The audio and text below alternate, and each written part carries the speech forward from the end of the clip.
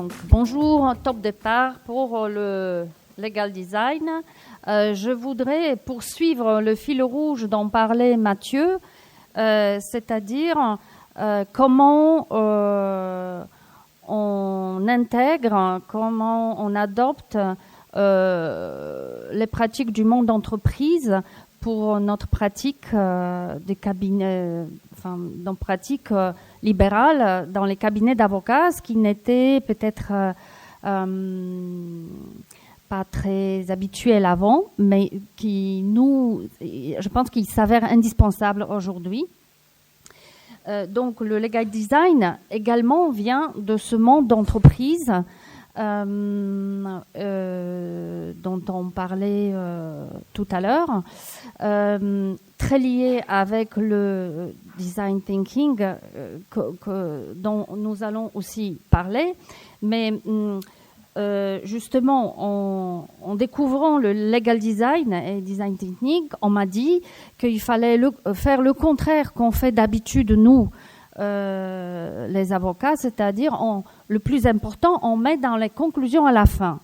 Donc là, non, il faut mettre le plus important, il faut dire dès le début pour que tout le monde puisse savoir de quoi on parle et puis éventuellement sortir si ça ne l'intéresse pas.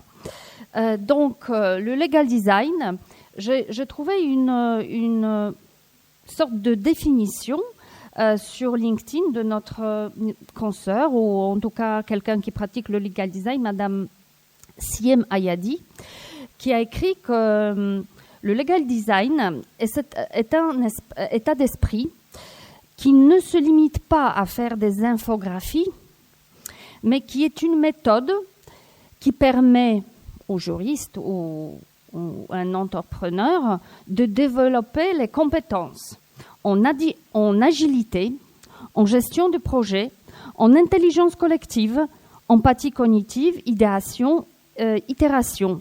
Donc, c'est un concept, c'est pas forcément une façon graphique de présenter ses idées, mais c'est tout un concept. Donc, ce que je voudrais, c'est présenter très rapidement tous les intervenants pour qu'ils puissent ensuite présenter leurs projets, leurs idées et pour qu'ils nous expliquent comment ils intègrent le legal design dans leur pratique et dans leurs solutions. Je vais commencer par le bout de la table. Donc, Sophie Savaïd, notre consoeur du barreau de Marseille, qui a commencé à Paris, au cabinet qu'on connaît tous, nous tout le monde qui travaille un petit peu dans l'innovation, cabinet Alain Bensoussan, qui est donc un cabinet pionnier et très connu en droit des technologies et numériques, et aussi dans tout ce qui est innovation d'organisation et de solutions proposées aux clients. Donc, Sophie a quitté Paris en 2013 et a fondé son propre cabinet en 2016. Donc, en se retrouvant à Marseille, comme client, elle avait des entrepreneurs qui ne la connaissaient pas. Donc, elle cherchait des solutions innovantes pour se faire connaître et pour attirer la clientèle. Donc, elle propose notamment les Legal Days, journées de formation. Elle est très active sur les réseaux sociaux. Et elle a rejoint Avotech l'année dernière, je crois. Non, cette année. Cette année. Et donc, elle nous dira tout à l'heure ce qu'elle propose. Elle fait partie aussi de la commission numérique du barreau de Marseille et de l'incubateur qui organise les Legal Party qui a eu lieu il y a une semaine. C'est ça. Ensuite, Mélanie Parnot, que peut-être je ne devrais même pas présenter parce que c'est une star au barreau de Montpellier, en tout cas, mais peut-être au niveau national aussi, puisqu'elle est vice-présidente du réseau national des barreaux. Voilà. Donc, c'est parti Marseille, d'ailleurs, notamment. Voilà. Mais, juste pour rappeler, elle est avocate depuis 18 ans. déjà. Donc, elle a... Moi, j'en ai plus, donc pour moi, 18 ans, c'est très peu. Donc, mais elle est multicasquette, elle ne veut pas le dire, mais elle a des compétences un peu dans tous les domaines du droit des affaires, mais pas que, parce que justement, après avoir pratiqué pendant des années et excellé dans les domaines de droit des affaires, elle a justement changé de domaine, mais je vais y arriver. Donc, comme avocate en droit des affaires, elle a eu des clients comme des TPE, n'est-ce pas? Et elle s'est rendue compte que ces TPE n'avaient pas les moyens de payer de services de qualité. Or, il en avait besoin. Et donc, ça l'a poussée à réfléchir à l'innovation et elle nous dira où est-ce qu'elle en est arrivée. Actuellement, donc, elle est présidente donc, de l'incubateur du barreau de Montpellier. Elle est fondatrice de Droit Quotidien LegalTech, qui est une filiale française d'une société ou une association belge qui donc propose des solutions innovantes qui permettent l'accès aux droits des personnes vulnérables par le numérique. Ensuite, je vais passer à Geoffrey Vigneron, qui est donc avocat au barreau de Bruxelles et fondateur de Logitech. Il se définit comme coding lawyer et donc il a fondé son cabinet qui fournit des solutions technico-juridiques à la clientèle et utilise dans ce cadre le legal design. Geoffrey est également chercheur à l'université de Liège dans le département Legal Tech Lab et auteur de publications scientifiques. Il a co-publié Guide pratique des plateformes en 20 legal design. Il est cofondateur également de plateformes de consultation en ligne, OSA, et membre de collectif Open Justice qui développe d'outils open source qui favorisent la digitalisation des professionnels du secteur et l'accès au droit. Ensuite, j'accueille Laura Fokker, qui est donc représentante aussi de la France et de l'Espagne, qui est une spécialiste experte en stratégie marketing juridique. Elle accompagne donc l'innovation et la transformation numérique des métiers du droit. Elle est également directrice en Legal Tech de l'Université de Madrid et enseignante dans différentes écoles, business school, barreau de Madrid, de Barcelone, Legal Technology Innovation Institute. Donc, beaucoup de casquettes à son actif. Elle a été primée par le prix Women in Tech Award en 2020 par le ministère britannique du Commerce international. Elle est également ambassadrice pour l'Espagne de European Legal Tech Association et cofondatrice de Legal Hackers Madrid. Voilà, donc on a une table vraiment des grosses pointures dans ce domaine. Donc, enfin, je voudrais, last but not least, je voudrais présenter Alexandra Saab-Ferry, qui est notre consoeur de barreau de Paris, qui est donc fondatrice et pilote cabinet Second Avocat.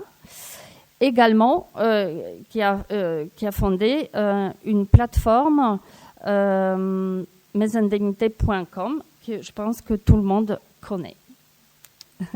Donc, elle est avocate en droit social. Donc, je pense qu'Alexandra, c'est ton domaine de prédilection. Donc, tu as écrit ce que j'ai beaucoup aimé, que, en fait, c'est un mélange entre l'exigence technique juridique et les considérations humaines dans lesquelles tu te reconnais. Alexandra fait partie donc d'Avotech, et même tu es, je pense, cofondatrice d'Avotech. On va passer le tour de table pour que chacun nous dise comment il est arrivé à cette innovation et comment ça se fait qu'on devient innovateur et fondateur d'une start-up ou développer une innovation au sein de cabinet. Donc, première question. Comment vous êtes venu l'idée de nouveaux services que vous proposez? Peut-être on va commencer par Alexandra, cette fois-ci.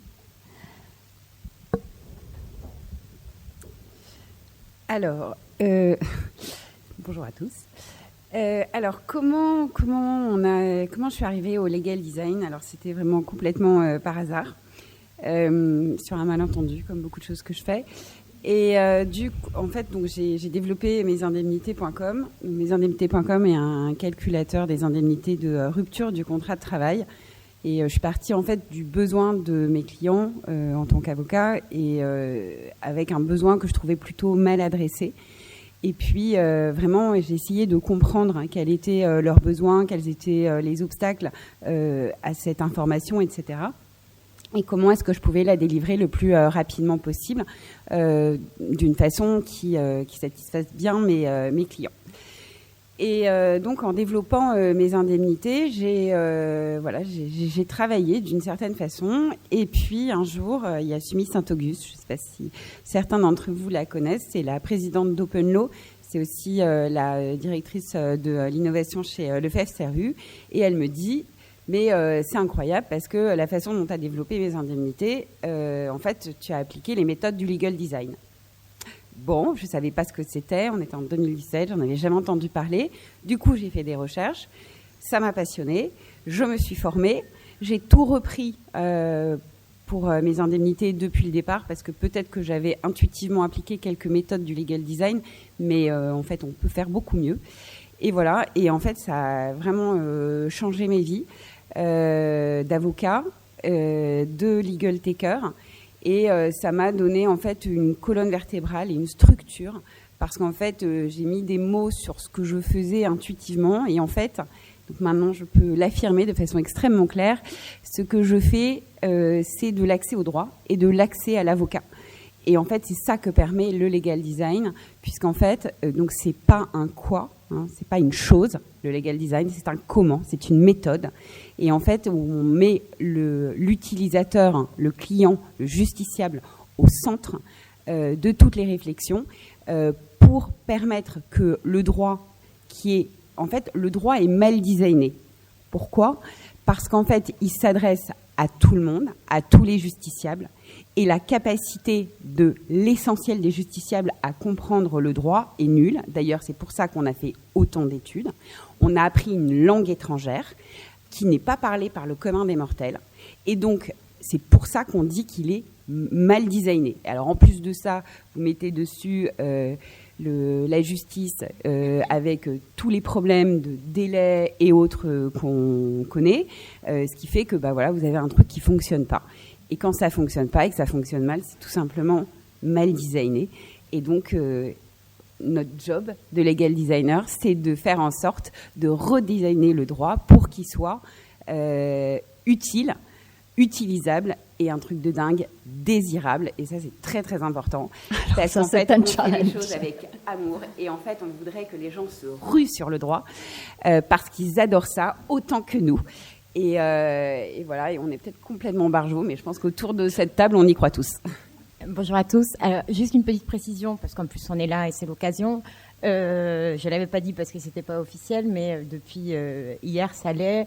Je travaille aussi je suis maintenant partenaire du Global Institute, donc avec Gaël et Simon, et nous lançons un DU de Legal Design avec l'Université de Montpellier. Nous lancerons très vite. Donc voilà, petite précision importante.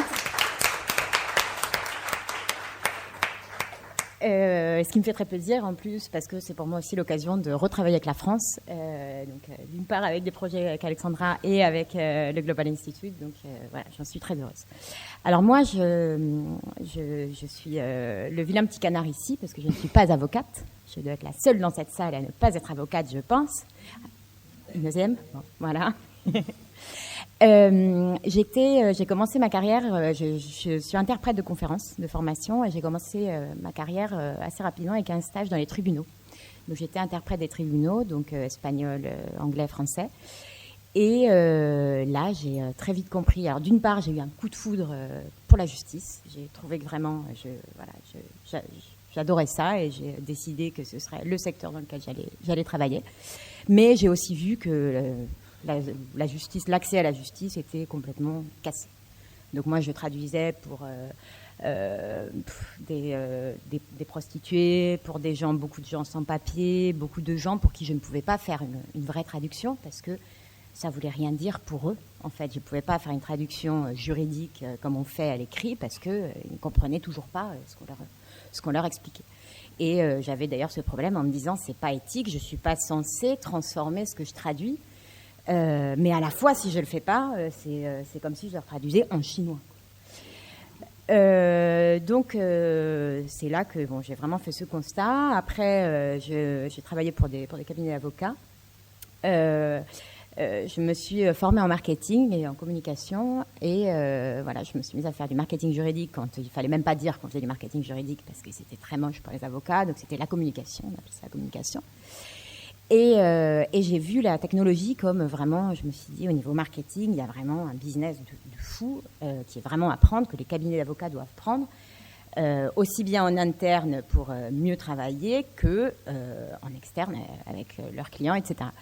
Donc, j'ai monté avec une associée un cabinet de transformation numérique pour accompagner les cabinets et les directions juridiques. Et en fait, ça se passait plutôt bien. J'avoue que les cabinets n'investissaient pas tellement. C'était plutôt côté direction juridique. C'était eux qui faisaient appel à nous. Et en fait, on s'est aperçu qu'il y avait beaucoup de projets qui tombaient à l'eau, qui ne fonctionnaient pas du tout parce que, justement, parce qu'il n'y avait pas de méthode derrière, en fait. Parce qu'ils voulaient adopter la technologie parce qu'il fallait, parce que c'était la mode, parce que tout le monde le disait, parce que tout le monde le faisait dans les autres domaines. Et ça ne fonctionnait pas parce que... ils n'avaient pas changé leur état d'esprit. Ils avaient souvent pas, justement, ils ne pensaient pas en termes d'entreprise. Ils ne géraient pas leur cabinet comme si finalement c'était une entreprise. Et c'est là que j'ai découvert le design thinking, donc, que moi je définis comme une méthodologie créative de résolution de problèmes centrée sur les humains, sur les personnes, parce que donc comme Alex, je pense que c'est vraiment ça, il faut vraiment humaniser la justice.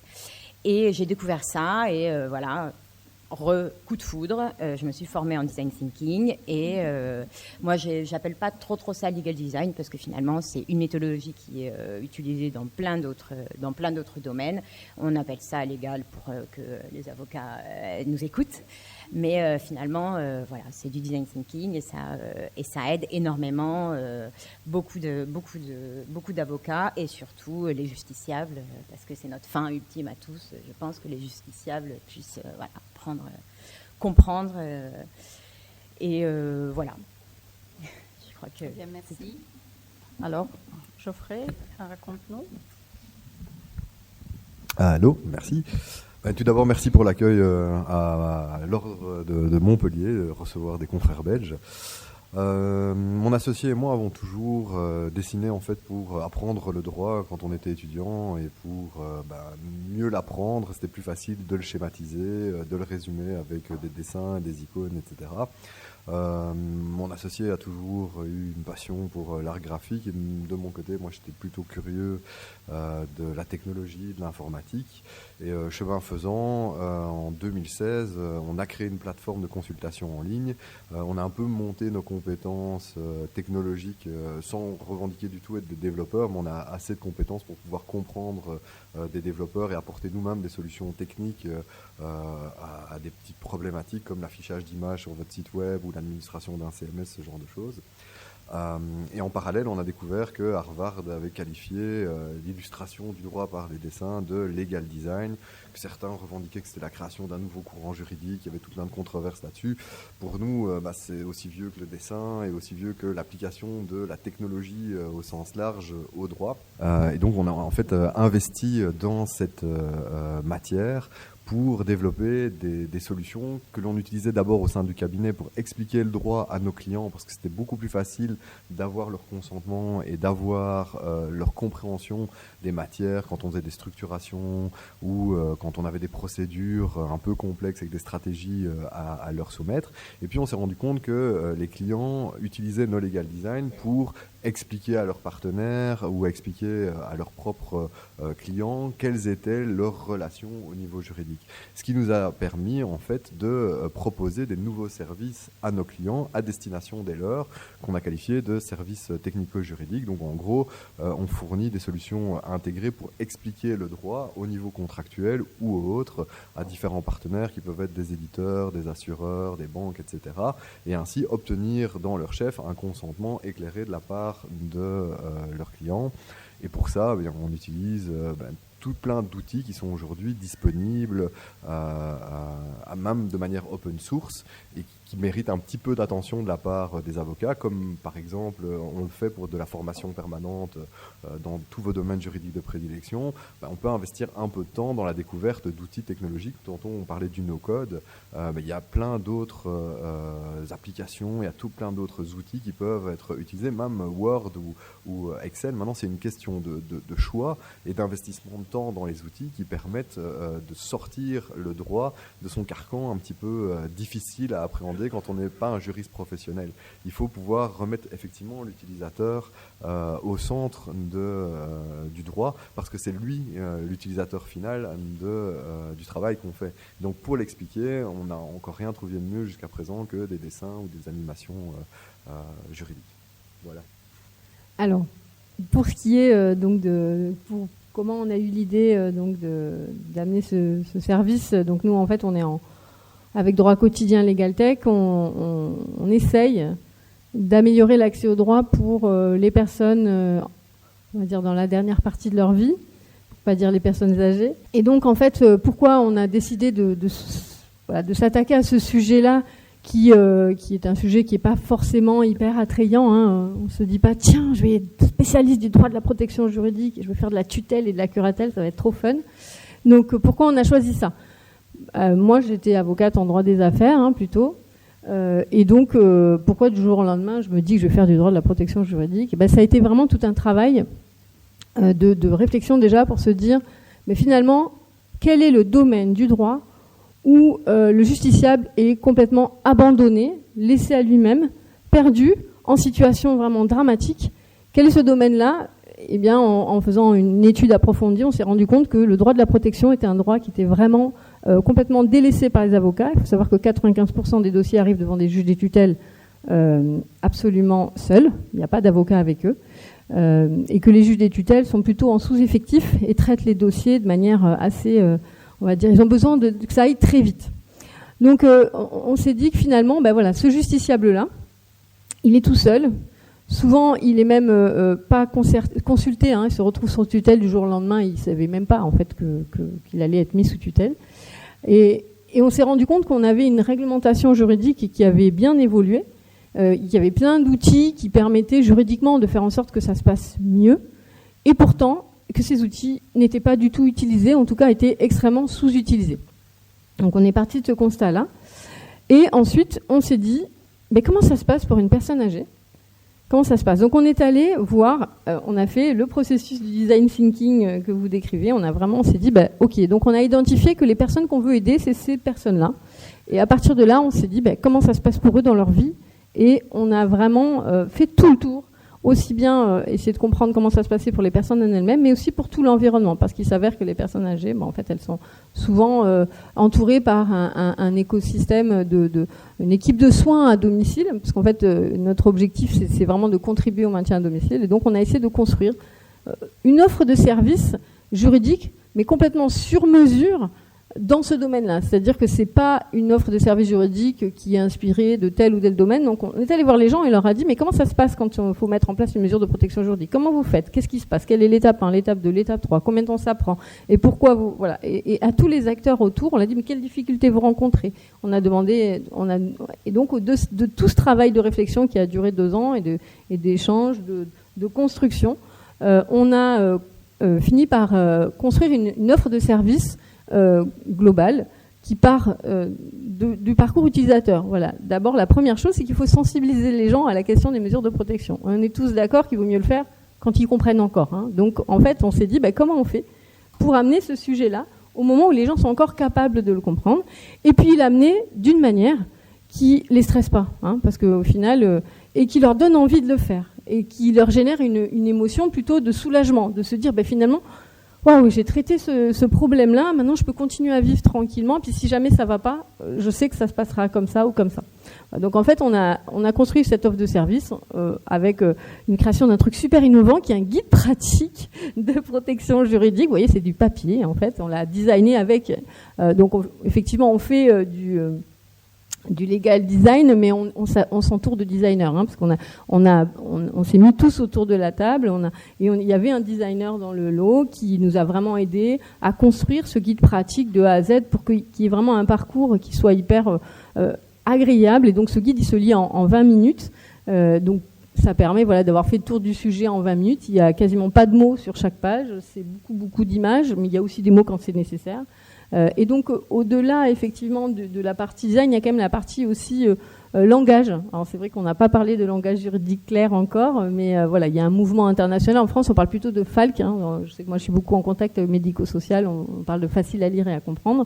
Et donc, ça s'appelle plain language ou langage juridique clair. Et donc, en fait, c'est vrai que nous, avocats, on a été formés à écrire d'une manière qui est très technique. C'est vrai qu'on choisit nos mots de manière pesé, on écrit vraiment et on structure d'une manière qui est évidente pour nous et qui est très claire.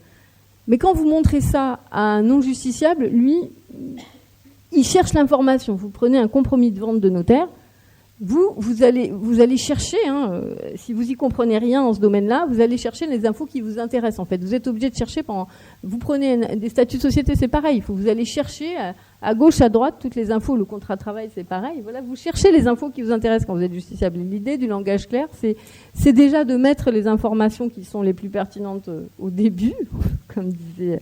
Mais c'est aussi de les écrire d'une manière qui soit extrêmement compréhensible et qu'un enfant de 8 ans pourrait éventuellement comprendre. Voilà. Donc on n'écrit pas nos documents comme ça. Donc nous, on a vraiment conçu notre service en se disant qu'il faut que les personnes âgées en difficulté comprennent ce qu'on écrit. Donc ça, c'était vraiment pas évident, le choix des mots.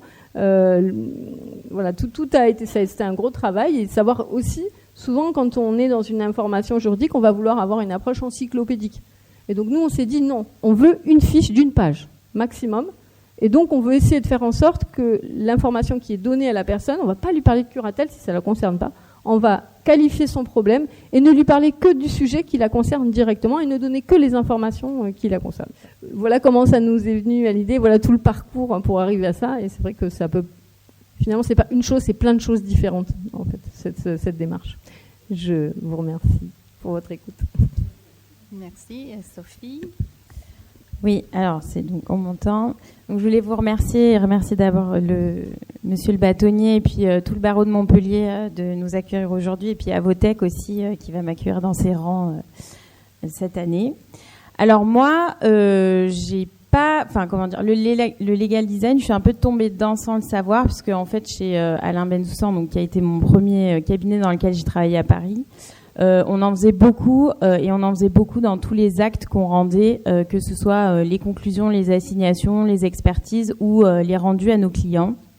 Parce que comme c'est un domaine extrêmement technique, on a énormément simplifié toute l'information qu'on diffusait, alors que ce soit dans les conclusions, les assignations, les expertises ou encore les notes qu'on rendait à nos clients pour que ce soit accessible.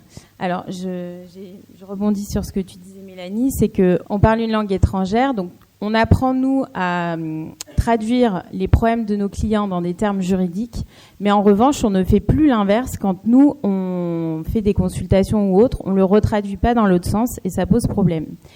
Donc, j'utilisais, moi, dans le cadre de mon activité normale, je faisais beaucoup de legal design sans le savoir, puisque je simplifiais au maximum. Quand je rends une note à mon client, je veux qu'il puisse s'en servir, je veux pas qu'il ait besoin de traduire encore ce que moi j'ai dit.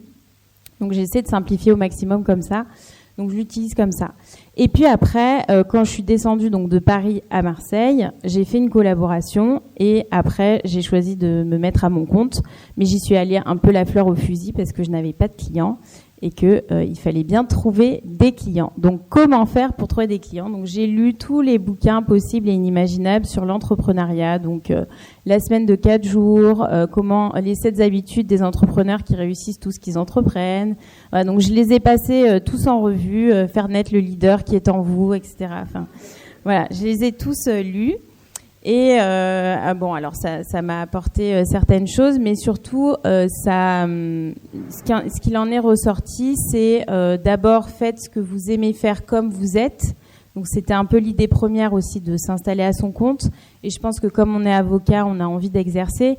Et ce qui est très riche aujourd'hui, je trouve, c'est que dans tous les projets qui vous sont présentés, ils sont très différents parce qu'ils sont portés par des personnes très différentes et finalement chacun à son niveau, chacun avec ses idées, on va pouvoir apporter de l'innovation pour nos clients, au service de nos clients, pour qu'ils comprennent mieux ce qu'on fait, pour que nous on fasse mieux comprendre ce qu'on fait et surtout pour rendre le droit désirable.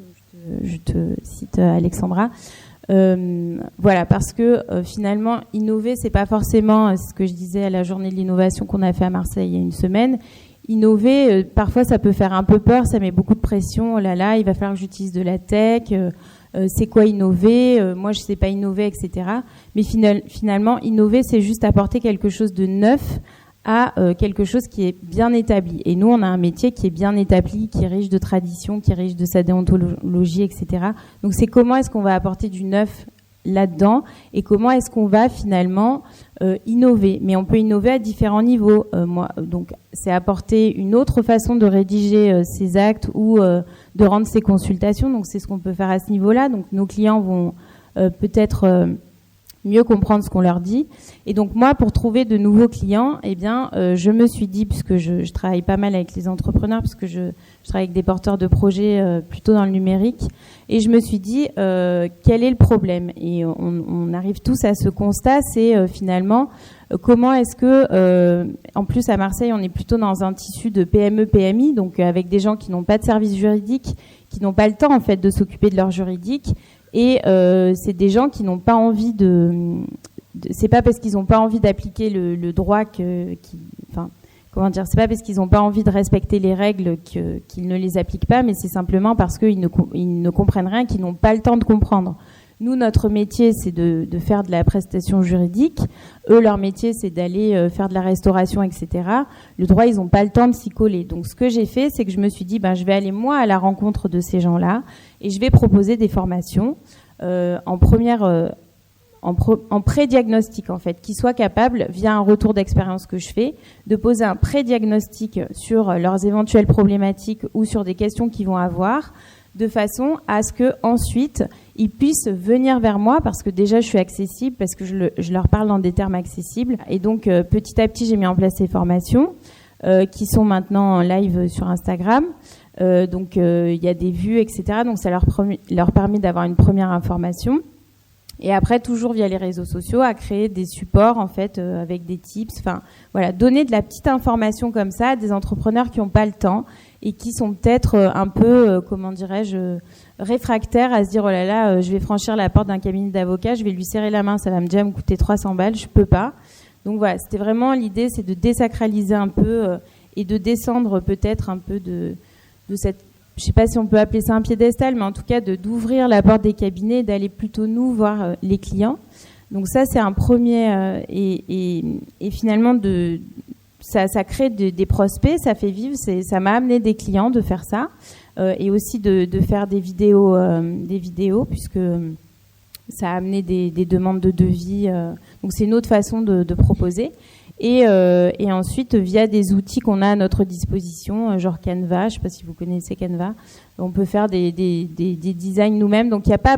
Enfin, c'est vrai qu'on n'a pas forcément besoin... Enfin, en tout cas, moi, je fais un peu tâche ici, mais en tout cas, j'ai pas monté je suis en train de monter effectivement un site internet qui sera entièrement avec des prestations dématérialisées. Mais dans mon processus, je suis vraiment partie avec zéro budget et juste avec un peu des idées. Et puis surtout, j'ai essayé de faire. Comme avocat, on a souvent envie de dire oh, mais si c'est pas parfait, je vais jamais, je peux pas montrer ça, etc. Mais en fait, faire est mieux que parfait. Essayer des choses et en fait, les retours qu'on en a sont souvent hyper positifs. Et ça amène des clients, ça amène du trafic, ou en tout cas, ça crée du réseau. Et de cette façon-là, on arrive à faire vivre son cabinet et petit à petit à évoluer et pouvoir du coup s'entourer d'autres personnes et ensuite monter ses projets. Mais c'est vrai qu'il y a quelque part, moi je suis commencé à faire du pré-diagnostic.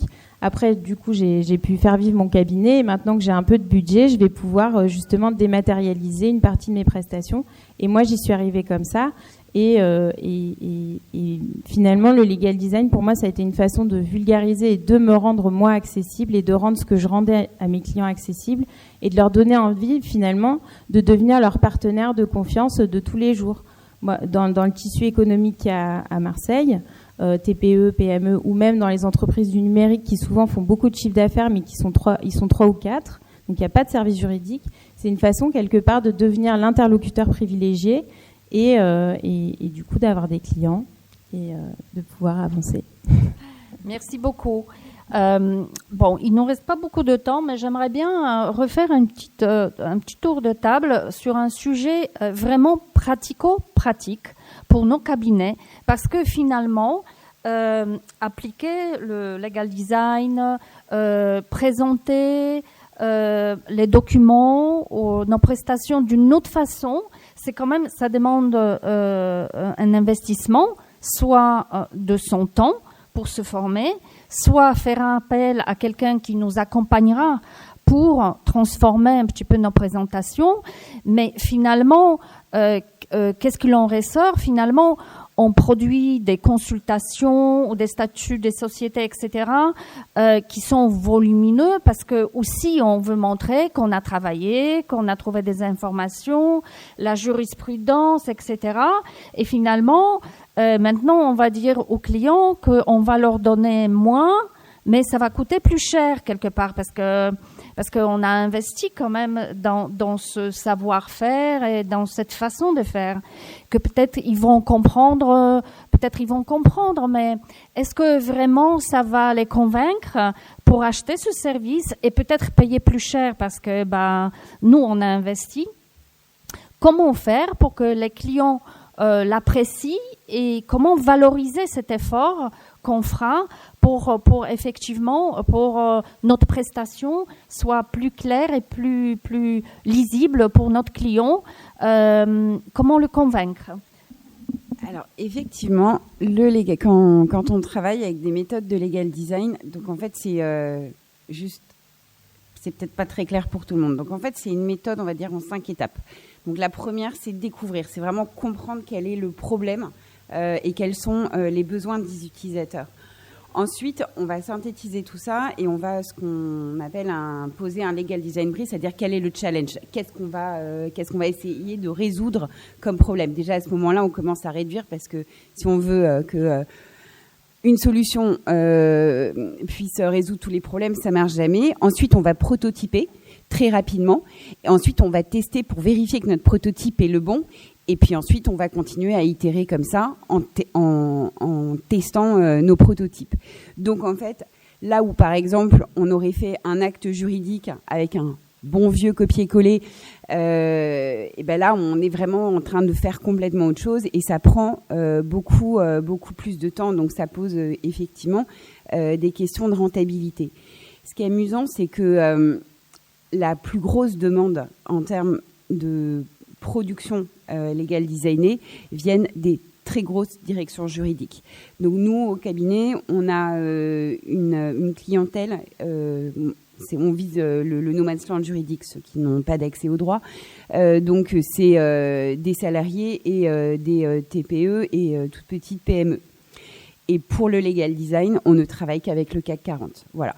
Donc ça, c'est peut-être un point quand même à souligner. Il y a un vrai besoin d'innovation au sein des très très grosses directions juridiques. L'année dernière, j'ai remporté l'appel d'offres de la Poste, qui forme ses 150 juristes de solutions juridiques, qui est donc la DIRJU du groupe. Donc quand même pour vous montrer le niveau des gens qui s'intéressent à ça. Donc, en vrai, c'est d'une rentabilité absolue. On est très, très peu nombreux à faire à pratiquer le legal design pour de vrai. Donc, du coup, on a pour l'instant encore une position assez monopolistique qui permet, surtout quand on s'adresse à des sociétés du CAC 40, de pas tellement hésiter sur le montant des factures. Et ça permet de financer ce qu'on fait pour les autres. Donc nous, par exemple, au cabinet, on travaille sur des infographies depuis 3 ans. On en a produit, je ne saurais même pas dire combien, je pense qu'on est à plus de 200. Chaque infographie, c'est plus d'une journée de travail. Entre le travail des juristes, le travail des designers, on a 2 designers au cabinet. Et ça, c'est... toutes les infographies sont librement accessibles, gratuitement accessibles bien sûr, sur notre site. On l'envoie par ailleurs à tout un tas de monde. Et ça, on peut se dire, c'est juste de la perte sèche. On peut aussi se dire, c'est de l'acquisition client. Donc, il y en a qui vont dépenser sur Google pour avoir de l'ad. Et voilà, nous, on dépense là-dedans. On a... je sais qu'on n'est pas censé parler d'argent ni ce genre de choses, mais c'est quand même pour que vous vous rendiez compte. La croissance de Sagan, 2019 plus 35%, 2020 plus 51% de chiffre d'affaires, et cette année on est parti pour 60 ou 70. Voilà, donc c'est quand même pour vous indiquer ce que ça peut créer, qui est donc si vous vous arrêtez en disant mais moi si je fais ces conclusions legal designées et que du coup, je vais aller interroger tout le monde, je vais faire des prototypes, etc. Et j'en ai pour 1 mois et demi, c'est la réalité. Et ça, c'est juste de la perte de temps et de la perte de rentabilité. Mais en fait, derrière, il se passe plein de choses. Et aussi, il se passe un truc génial, c'est le kiff, en fait. On adore, c'est vraiment génial. Et voilà, avec Laura, là, on bosse pour un énorme groupe d'assurance. On refait leur document de souscription d'une complémentaire santé. Donc, je pense que vous l'avez à peu près tous en tête. Un truc hyper sexy, très, très facile à comprendre. Et vraiment, ça fait 2 mois qu'on bosse comme des folles sur ce truc-là. Et on s'est trop marré. Et le plaisir de faire quelque chose où on sait que c'est beau, que c'est compréhensible... c'est canon, donc allez-y. Bon, moi je suis d'accord évidemment avec tout ce qu'a dit Alexandra. Je pense que clairement il faut pas du tout voir ça comme un investissement. Je veux dire la rentabilité, mais c'est la méthodologie même qui veut ça, puisque de toute façon notre travail c'est d'adapter les solutions à l'utilisateur. Donc c'est-à-dire dans le cas d'un cabinet d'avocats, le client. Donc c'est forcément rentable. Oui, c'est-à-dire nous on est persuadés que toute notre vie on n'a fait que ça en fait. Mais si on découvre design thinking, on se rend compte que non, que toute notre vie on est parti de ce que nous on savait faire et ce qu'on avait envie de leur livrer, et finalement on ne s'est pas posé la question ce qu'ils attendaient de nous. Ouais. Et c'est là exactement la première étape du design thinking, donc la découverte, l'empathie. Bon, on a tous des noms, on utilise tous des noms différents, mais la première étape est justement ça, c'est-à-dire laisser de côté les préjugés. C'est pas facile. Mais ça prend du temps quand même. Et vraiment interroger les clients. Ah ouais, mais ça vaut vraiment tellement la peine de prendre ce temps-là. Je veux dire, c'est perdre du temps au début pour en gagner. Voilà, sans fin. Geoffrey, qu'est-ce que toi tu en penses ? Il ne faut pas avoir peur de produire du contenu gratuit à disposition des utilisateurs ou des clients potentiels, parce que ça va attirer beaucoup d'attraction sur votre cabinet et vous ne pouvez pas imaginer qu'est-ce que ça va générer comme retour de clients possible pour votre activité. Parce qu'aujourd'hui, quand on publie un legal design sur les réseaux sociaux, c'est beaucoup plus impactant que la dernière jurisprudence que vous auriez gagnée pour votre cabinet. Expliquer quelque chose de très simple avec un petit schéma agréable que beaucoup de personnes vont lire, vous ne pouvez pas imaginer jusqu'où ça va remonter, qu'est-ce que ça peut apporter comme clientèle. Donc ça, effectivement, c'est pas facturable en tant que tel, mais quand après une grosse société du CAC 40 vient vous demander de le faire pour elle, ça devient évidemment très intéressant pour le développement de votre cabinet. Vous pouvez continuer à ce moment-là à produire du contenu gratuit pour des clients ou à destination de simplification ou à des projets à vocation sociale qu'il faut encourager évidemment pour rapprocher le droit du citoyen un maximum possible. Il reste combien ? Ouais, il faut passer. Ah si, 2 minutes. Alors juste pour dire que nous, notre premier service, il est entièrement gratuit. Il est disponible librement à tous les acteurs du médico-social. En fait, ils ont l'obligation, les acteurs du médico-social, de sensibiliser aux mesures de protection juridique, mais ils n'ont rien pour le faire. Voilà. D'accord, donc, mais quelqu'un paye pour ça, parce que non, mais le faire, ça coûte économiquement. Qui prend en charge ce coût économique ? c'est de l'investissement. Je sais pas si. Oui, c'est de l'investissement, mais pour nous, c'est de l'accès client, parce que en fait, tous les acteurs du médico-social diffusent nos outils et nous amènent la clientèle sur un plateau, en fait. Donc c'est un investissement, il y aura un retour un jour. Le retour, il est simple, c'est qu'aujourd'hui, on a des grands groupes dans le médico-social, des acteurs comme des émanations de l'ARS, des grosses associations comme les Petits Frères des Pauvres, qui diffusent notre guide pratique, notre outil, notre petit chatbot d'information minute, et en fait, les gens derrière nous contactent pour qu'on s'occupe de mettre en place leurs mesures de protection juridique. Donc c'est finalement ce qu'on a designé, c'est un outil qui nous permet d'avoir les gens qui nous sollicitent, et pour le coup pour un tarif beaucoup plus faible que ce qu'on pourrait imaginer, parce que nous aujourd'hui on est en train de tester notre modèle économique, mais on est sur en gros, pour mettre en place les mesures de protection juridique, quand on a tout simplifié, tout automatisé, on est sur du 240 € TTC. Donc c'est pas cher du tout, quoi. On est vraiment sur une logique, au contraire, et comme il va y avoir on espère qu'il y aura beaucoup de demandes, et on voit que c'est en train d'arriver. Finalement, le modèle économique, il se justifie par le volume, en fait. Donc la rentabilité, elle se fait par le volume, parce que comme vous allez avoir une diffusion de ces informations à un large public, mais vous avez beaucoup de demandes en retour. Donc ça peut fonctionner finalement justement pour permettre aux plus éloignés du droit d'avoir un accès à un tarif au contraire assez faible. Donc oui, moi je ne peux qu'être d'accord avec ce qui vient d'être dit. En fait, rien n'est perdu, c'est-à-dire que quel que soit l'effort qu'on fait, même si on n'a pas un retour immédiat, c'est-à-dire quand je fais ça, je vais avoir tout de suite, je vais être payé, etc. C'est de l'investissement qu'on fait, mais à moyen, voire à long terme. En fait, c'est autant de prospects qu'on va arriver à toucher, qui un jour vont venir nous confier un dossier, ou qui un jour vont nous recommander, et de cette façon-là, ensuite, on aura, ça va nous amener des clients. Donc en fait, c'est donner un peu pour recevoir ensuite, même si on va pas forcément pouvoir rentabiliser absolument tout de suite l'effort qu'on a mis en place, mais sur le long terme, le faire de façon régulière va automatiquement amener des dossiers au cabinet ou du réseau, etc. Donc il n'y a rien qui est perdu. Il faut vraiment capitaliser sur tout ce qu'on fait, parce qu'il y a plein de choses qu'on fait, on le fait 15 fois.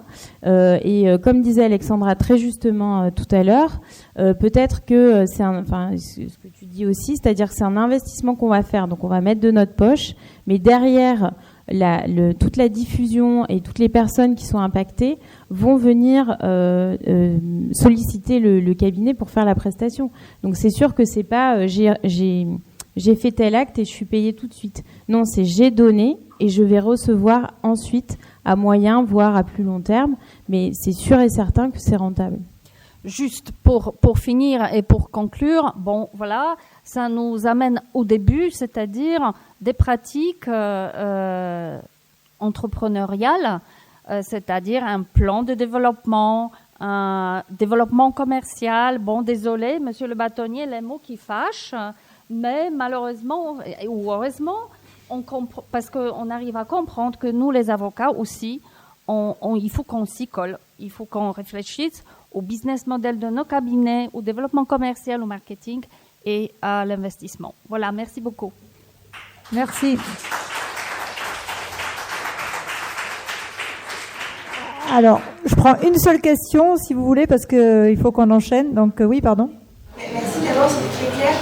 Est-ce que vous savez comment les magistrats reçoivent, alors je pense aux conditions générales que vous avez évoquées lorsqu'elles ont été repensées, redesignées, et aussi aux conclusions, éventuellement, comment les magistrats reçoivent les actes apparemment, ils commencent à s'y habituer et même il y en a qui sont très très contents parce que ça leur prend moins du temps pour les comprendre.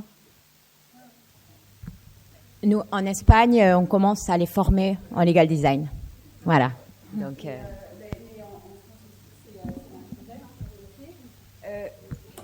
et en fait, pensez à vous. Vous êtes. Est-ce que quand vous rédigez des conclusions, vous les faites pour les magistrats et puis ensuite aussi pour les confrères, et donc vous les reprenez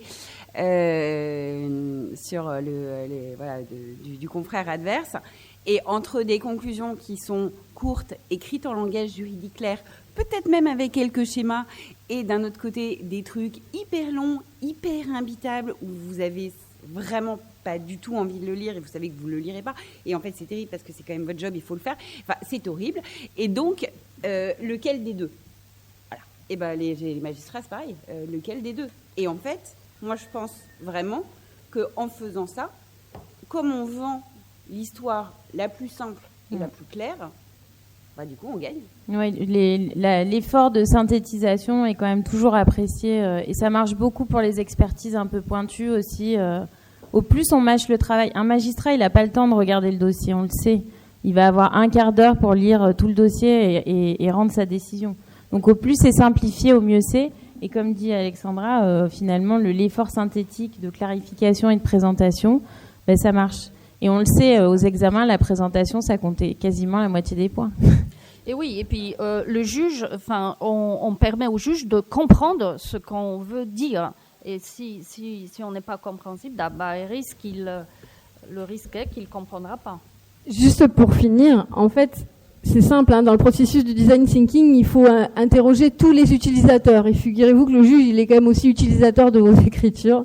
Donc peut-être c'est bien de lui demander qu'est-ce qu'il a envie de voir dans vos conclusions, comment il a envie que ce soit présenté, etc., etc. Et en fait, nous, c'est un travail sur lequel on réfléchit. Vraiment, c'est de le faire avec les juges, quoi. Leur dire, mais vous, comment vous voulez que ce soit écrit, quoi. Qu'est-ce qui vous arrangerait, en fait ? Merci. Alors, pour conclure, j'ai retenu quelques mots. Meilleure accessibilité, rendre le droit désirable, et puis un outil marketing. Et pour finir, un outil pour convaincre les juges. Donc merci pour le legal design.